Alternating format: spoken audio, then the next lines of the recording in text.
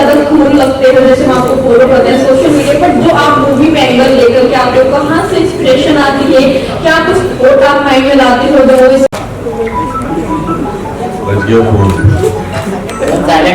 सामने? Thank you. सामने मैं अक्सर देश के लिए ही लड़ रहा होता था, पहले कमांडो ही है, देशभक्ति का जज्बा तो आप जानते हैं सब में ही है, और आशिकी का भी है। सो वो पागलपन आ जाता है, बट खुदा हाफिज के जो दूसरे भाग में अग्नि परीक्षा है उसमें पागलपन मुझे लगता है हद पार कर चुका है। क्योंकि हमेशा हम माँ बाप से सुनते हैं, हमारे भी कहते हैं कि बच्चे के लिए हम कुछ भी कर सकते हैं, और जिनके अपने बच्चे नहीं होते हैं, यंगर होते हैं, जिनकी फैमिली नहीं होती, उनको लगता है हाँ हाँ ये वो, बट वो सही कहते हैं। अगर किसी के बच्चे को कुछ हो जाए तो आदमी किसी भी हद को पार कर सकता है, इन सेंस पागलपन आ सकता है। ये फिल्म करने के बाद मैं समझ गया तो जो आप बोल रही जज्बा कहाँ से आता है, यहीं से आता है। अगर आपके बच्चे पे कुछ भी आँच आने वाली हो, आप जान ले सकते हैं। पैंडेमिक था और कोई ऑप्शन नहीं थी हमारे पास।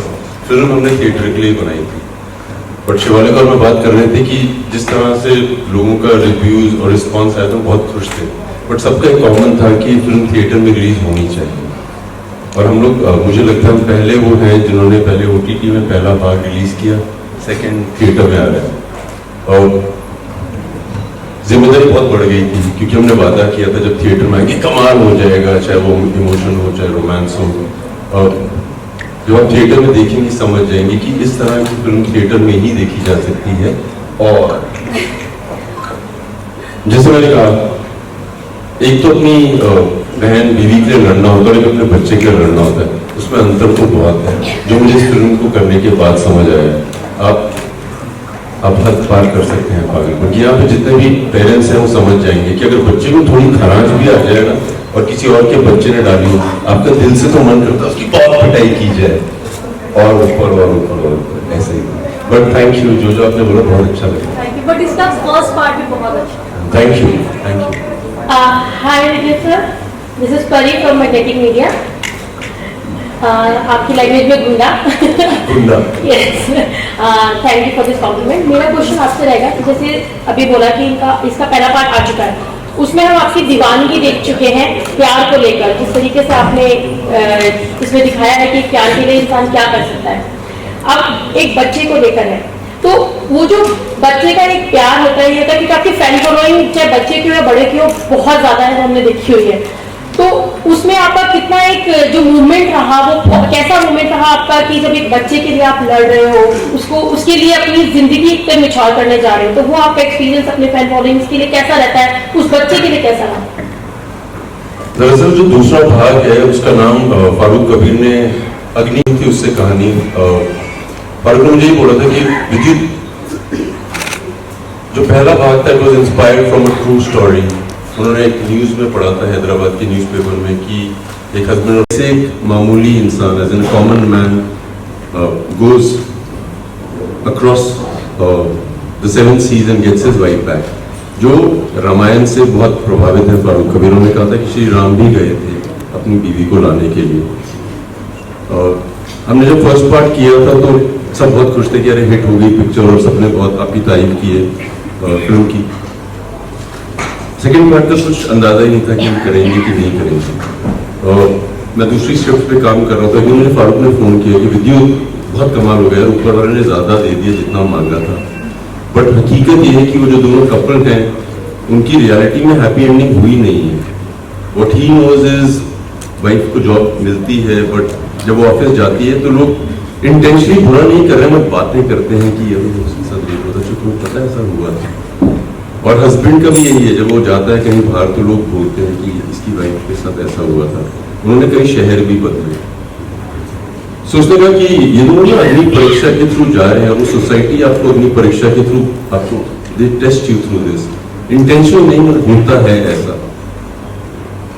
सो मैंने बहुत excited we should do the movie, यहाँ से ये आइडिया भी आया। और जब आप देखेंगे फिर आप देखेंगे हमारी जिंदगी में होता क्या है। जैसे क्लास में जो बच्चा फेल हो जाता है ना, फेल होने के लिए बड़ी दिक्कत नहीं है, जो आसपास वाले होते हैं वो ऐसा करवा देते हैं कि जिंदगी खराब हो जाती है।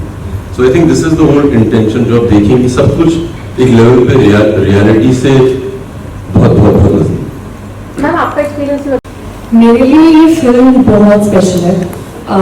खुदा हाफिज़ 1 उससे भी ज़्यादा स्पेशल थी, बट मुझे लगता है कि खुदा हाफिज़ 2 has taken over now. Playing Nargis का character has been very emotionally and physically challenging. ऐसा character play करना इतना जल्दी नहीं मिलता। This is my third film and third film में ऐसा character play करना is a very big responsibility, I would say. And मुझे डर था कि will I be able to do justice to this character? Because honestly मुझे लगता है कि हर एक औरत relate कर सकती है नरगिस के साथ। And I think Farooq sir and Vidyut have helped me through this. And आप बड़े पर्दे पर अब देखेंगे जो हमने कमाल किया है। Farooq sir is not here to say good things about us, so we might as well just do it. मेरा सवाल आपसे ये है कि विद्युत सर के साथ आप दूसरी बार काम कर रहे हैं और जैसे आपने ही बोला कि हाँ आपका कैरेक्टर काफी इमोशनल था और फिजिकल चैलेंज। ऐसे कैरेक्टर को मुझे लगता है कि प्रेपरेशन की तो ज़रूरत होती है, लेकिन जब तक आप फील नहीं करो तब तक वो रोल नहीं लगता ऑन स्क्रीन। महीनों की प्रेपरेशन हुई है इसमें। हम ऑलमोस्ट 3-4 महीने साथ में बैठ के रीडिंग्स करते थे, हर एक सीन हर एक इमोशन के बारे में बात करते थे। जैसे कि मैंने कहा कि ऐसा कैरेक्टर जो इतना लेयर्ड है, it's not only emotional, there's a lot more. ऐसा टाइम था एक्चुअली ड्यूरिंग शूट कि ग्लिसरीन तो यूज करने का मतलब ही था क्योंकि खुद ही आंसू आ जाते थे। सो प्रेपरेशन तो की है and we honestly I feel very blessed that I have got such an intense film and I keep challenging myself more. Like Farooq sir I was speaking, पहली फिल्म से लेके अभी तक मेरा सिर्फ ग्रोथ हुआ है in terms of the intensity of the characters I choose. So for me, I think Nargis is very close to me in that ways. She's challenged me to do better and be a better actor. Hello, Vidyut, Shivalika, Himanshu. बात सही। Amazing. पता है हकीकत में होता क्या है, क्योंकि मेरी फैमिली से कोई है नहीं फिल्म इंडस्ट्री में और द ओनली रीजन ओनली मैं सरवाइव किया हूँ वो लोगों की वजह से है। ये हकीकत है। जो लोग बाहर से आते हैं वो क्रेडिट दे सकते हैं कि मुझे इसने ब्रेक दी उसने ब्रेक दी, बट रियलिटी में ये लोग बहुत सही हैं। मैं कहीं भी होता हूँ, मुझे लोग बोलते हैं सर आपने ना कमाल किया है, मुझे लगता है आप और अच्छा कर सकते हैं एज अ करियर। लोग आपको ब्रेक नहीं देते हैं, आपको ये नहीं करते हैं। सो ये जो लोग हैं ना जो बोलते हो हमारी तरह ही हैं, सो यार जब वो कुछ मांगते हैं उनको उससे ज्यादा दे सकते हैं। और वो लड़की को लॉन्ग ड्राइव पे नहीं ले गया था, मतलब 18 किलोमीटर। मुझे भी टेंशन थी लोग क्या बोलेंगे, इसके बाद हम देख नहीं पाए ना। बट बहुत मजे आए थे। मेरी दोस्त है यार वो, आई रियली एंजॉयड क्योंकि वो कहती सर मैं स्टार बन गई हूँ। और उस दिन मैं लखनऊ में था और मैं अपने होटल की खिड़की से देख रहा था, वो बंदा बहुत सही था और वो देख के कहता अरे आप स्टंट करते हो, थोड़ी इज्जत पे आ गई थी। मैं आ रहा हूँ बट ऑन सीरियस नोट यार बहुत अच्छा लगता है व्हेनेवर आई मीट पीपल, इतना प्यार देते हैं और मैं देख के समझ जाता हूँ कि आदमी कितना सिंसियरली आपको पसंद करते हैं। So if you find somebody why not give it all. क्योंकि एक शिवलिका जैसे एक एक्टर के साथ काम करना एक अलग बात होती है, लेकिन जब एक मल्टी टैलेंटेड एक्टर जो स्टंट के साथ साथ मतलब क्या क्या करते हैं पता नहीं, तो उनके साथ काम करने की स्थिति कैसी होती है शिवालिका जी आपके मतलब आपके अकॉर्डिंग? क्योंकि सेट पर मतलब अगर विद्युत से बात करें तो एक्शन की आई थिंक ज्यादा बात करते हैं, तो कुछ ऐसे स्टंट आपके साथ हुए हैं मतलब आपको सिखाए हैं उन्होंने? बॉटल पे खड़े हो जाना एंड ऑल। कहाँ पे खड़े होना है? बॉटल्स पे। नहीं, जैसे कि अभी आपने कहा कि विद्युत actually does so many things for people. He is actually like that, वो ऐसे ही है रियल लाइफ में। तो मैं भी बिगनिंग में खुदा हाफिज़ वाले के टाइम पे मैं तो बहुत नर्वस थी कि मैं एक्शन स्टार को मिलने वाली हूँ जिनकी फिल्म्स मैं देखती रही, पर इन्होंने इतना कंफर्टेबल फील कराया मुझे।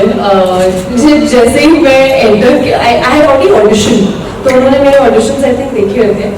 जब मैंने रूम एंटर किया फारूक सर और विद्युत बैठे थे एंड विद्युत लिटरली जस्ट वाज लाइक तू तो रियल लाइफ में ज्यादा सुंदर है यार। लड़कियों की पिक्चरें धोखा दे देती हैं।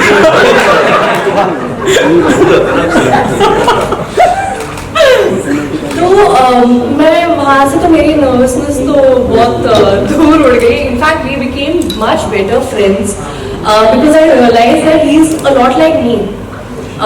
कुछ ऐसे शोशा नहीं है. अगर सोचा है in what way? Late I 5 minute late I. In what way? नहीं, देयर इज नो शोशा, नथिंग. Very real. जो हमें प्यार देते हैं उनको प्यार वापस देते हैं. So, तुम बॉर्डर पे स्टंट किया कि नहीं? नहीं किया है, अभी तक तो नहीं किया. अपने आप को स्टंटमैन मानता था कि मैं स्टंटमैन हूँ, क्योंकि जब मैं साउथ में काम करता था तो मैं विलन के साथ जो हेंचमैन होता है उसके साथ जो आदमी होता है उसके पीछे होता था. और दुनिया में एक ही आदमी मुझे देख पाता था मेरे अलावा, मेरी माँ. अरे बुरा अरे क्या दिख रहा है. सो वहां से शुरुआत हुई थी और मैं अभी भी स्टंटमैन हूँ अपने दिमाग में. अगर कोई जब हमारा स्टंट अगर होता है सेट पे करता तो मैं ही हूँ. अलग ये है कि मैंने ना आज तक एक कॉमन मैन प्ले नहीं किया है. जैसे मैं बता रहा था कि एक फौजी होता है जो ट्रेन होता है, और एक कॉमन मैन वो होता है जो मोस्टली जिसने लड़ाई ना की हो, जिंदगी में लड़ने की जरूरत ना पड़ी. मुझे प्ले करना बहुत मुश्किल था, क्योंकि नॉर्मली अगर कोई मुझे नॉर्मली अगर अटैक होता है तो एक नेचुरल रिफ्लेक्सेस होते हैं कि, बट खुदा हाफिज में ये था कि क्योंकि आगे लड़ा नहीं है, मतलब पागलपन है दिमाग में.